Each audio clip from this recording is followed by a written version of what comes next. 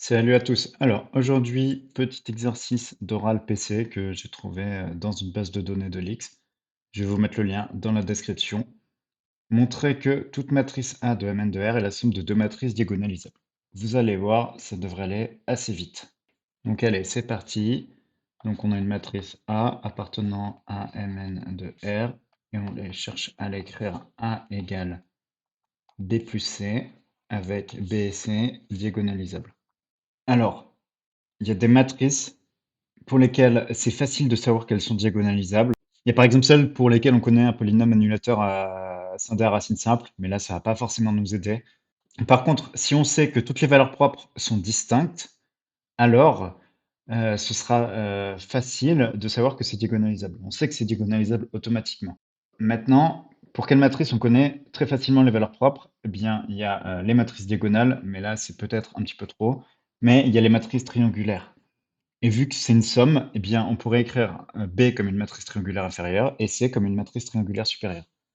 Donc, si A, c'est la matrice avec A11 jusqu'à ligne n, colonne 1, ANN, et puis du coup, on va mettre A1n, ligne 1, colonne n, eh bien, on va écrire B comme la matrice. Alors, on ne sait pas trop ce qu'on met sur la diagonale pour l'instant. On va mettre du lambda 1 jusqu'à du lambda n.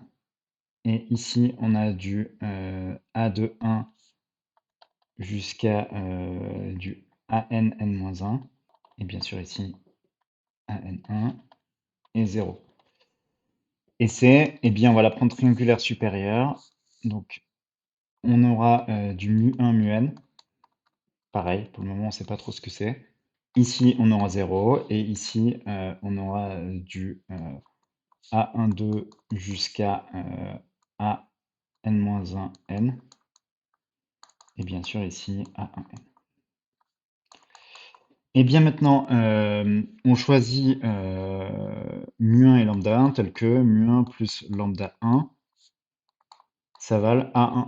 Donc par exemple, pour mu1, on peut prendre 0 et pour lambda 1, on peut prendre A11. Assez simple. Ensuite, eh bien, mu2 plus lambda 2 doit valoir A22.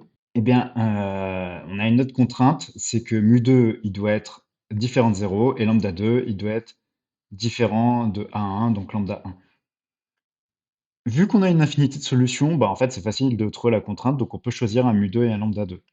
De même, on choisit un couple mu3 lambda 3, qui là aussi doit être mu3 doit être différent de mu2 et de mu1, et lambda 3 doit être différent de lambda 2 et lambda 1.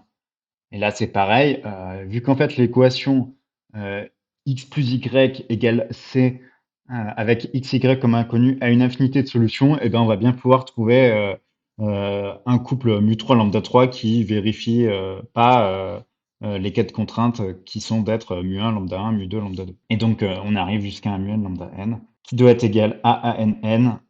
Et donc en itérant, on trouve toutes les solutions qu'on veut et ça va fonctionner efficacement en faisant comme ça.